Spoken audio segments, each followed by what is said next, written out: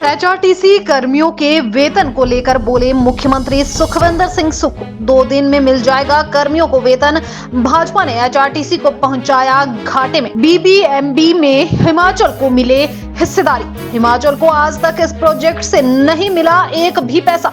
इसको लेकर पंजाब के मुख्यमंत्री से करेंगे बात। प्रदेश की बिगड़ी आर्थिक व्यवस्था को पटरी पर लाने का किया जा रहा काम। 10 साल में ठीक होगी हिमाचल की आर्थिक स्थिति। किसी की सैलरी हमेशा 17-18 तारीख को मिलती है।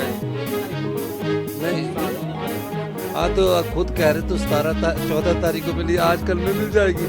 एचआरटीसी का भारतीय जनता पार्टी ने पिछले 3 साल से ओवर टाइम नहीं दिया था, नाइट नहीं दी थी। मैंने उनकी ओवर टाइम और नाइट की आधी पेमेंट कर दी है और आधी हम वो करने जा रहे हैं। भारतीय जनता पार्टी से पूछा जाना चाहिए ना कि वो 3 साल से उनके नाइट और ओवर टाइम क्यों नहीं दिया गया। और जो सैलरी की बात है, मेरे समय से नहीं है, हमें तो अभी 6 महीने हुए सरकार में आए। हम तो जो व्यवस्था बिगड़ी हुई है उसको ठीक कर रहे हैं। लेकिन ये दृष्टिकोण अपनाना कि हम पर दोष लगाना गलत बात है। आज तो दिल्ली के पत्रकार एचआरटीसी की सैलरी के बारे में पूछ रहे, मुझे तो समझ ही नहीं आया कि वो दिल्ली के बड़े बड़े, आप लोगों ने नहीं सवाल पूछा, आपने जो राज्य से वो आके हमसे पूछ रहे हैं कि आप बताइए कि एचआरटीसी की सैलरी क्यों नहीं दी। तो ये चीजें कहना गलत बात है। हिमाचल राज्य अपने पैरों पर खड़ा होगा। अगले 5 साल 4 साल में हम अपनी अर्थव्यवस्था को पटरी पर लाएंगे और 10 साल में हिमाचल प्रदेश को हिंदुस्तान का सबसे समृद्धशाली आर्थिक राज्य बनाएंगे। ये जो सैलरी है ये कारपोरेशन की है। अभी सचिवालय में खड़े किसी सरकारी कर्मचारी के पास जाके इंटरव्यू तो दीजिए कि आपको सैलरी मिल रही नहीं मिल रही। पर एक प्रकार से सरकार को बदनाम करने की कोशिश एक साजिश के तहत हो रही है। और सिर्फ एक सरकारी कर्मचारी, जहां सिर्फ 10-15 हज़ार एम्प्लॉइज है, हिमाचल में तकरीबन 2 लाख सरकारी एम्प्लॉइज है। तो सरकारी कर्मचारी की जो एचआरटीसी की सैलरी वो 14-15 तारीख को ही मिलती है। पता नहीं, कुछ लोगों को दिल्ली से सुबह सुबह मुझे फोन आ गया कि इनकी सैलरी नहीं मिल रही।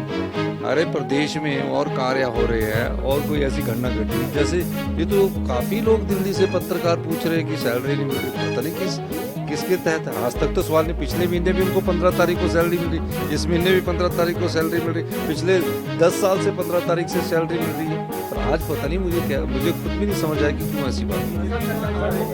नड्डा जी राष्ट्रीय अध्यक्ष है भारतीय जनता पार्टी के, तो उन्हें अपनी बात कहनी पड़ती है अपने राज्य में आकर। मैं उनकी बात पर ज़्यादा टिप्पणी नहीं करना चाहता, लेकिन वो जो बात कह रहे हैं वो हमारा दायित्व है कि हम उसको और तेजी से अमल करें।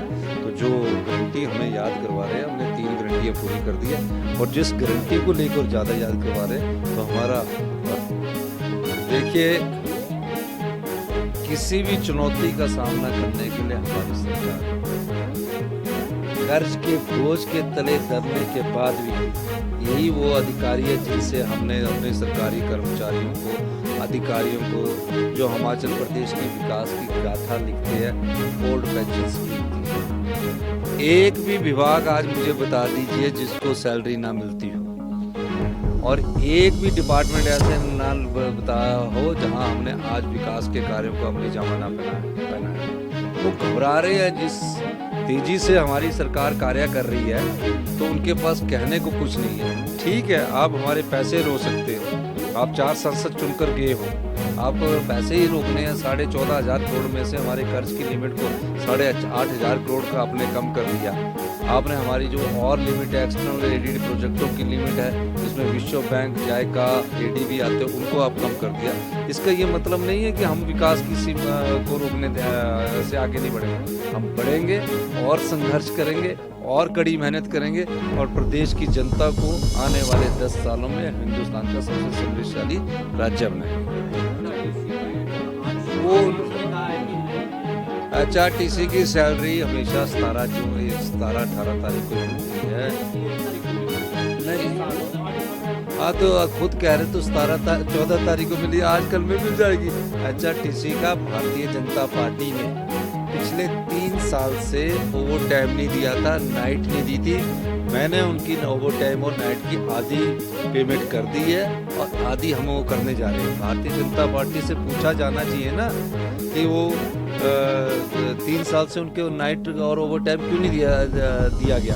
और जो सैलरी की बात है मेरे समय से नहीं है, हमें तो अभी 6 महीने हुए सरकार पे आए, हम तो जो व्यवस्था बिगड़ी हुई है उसको ठीक कर रहे हैं। लेकिन ये दृष्टिकोण अपनाना कि हम पर दोष लगाना गलत बात है। हाँ, तो दिल्ली के पत्रकार HRTC की सैलरी के बारे में पूछ रहे हैं, मुझे तो समझ ही नहीं आया कि वो दिल्ली के बड़े बड़े, आप लोगों ने नहीं सवाल पूछा, आपने जो राज्य से वो आके हमसे पूछ रहे हैं कि आप बताइए कि HRTC की सैलरी क्यों नहीं दी।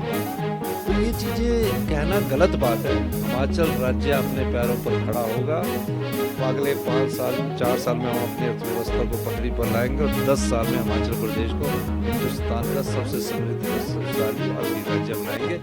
ये जो सैलरी है ये कारपोरेशन की है।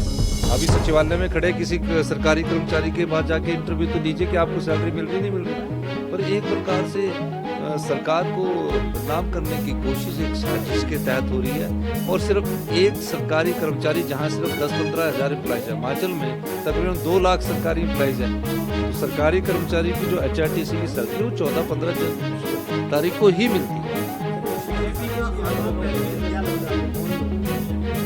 पता नहीं कुछ लोगों को दिल्ली से सुबह सुबह फोन आ गया, मुझे फोन आ गया कि इनकी सैलरी नहीं मिल रही।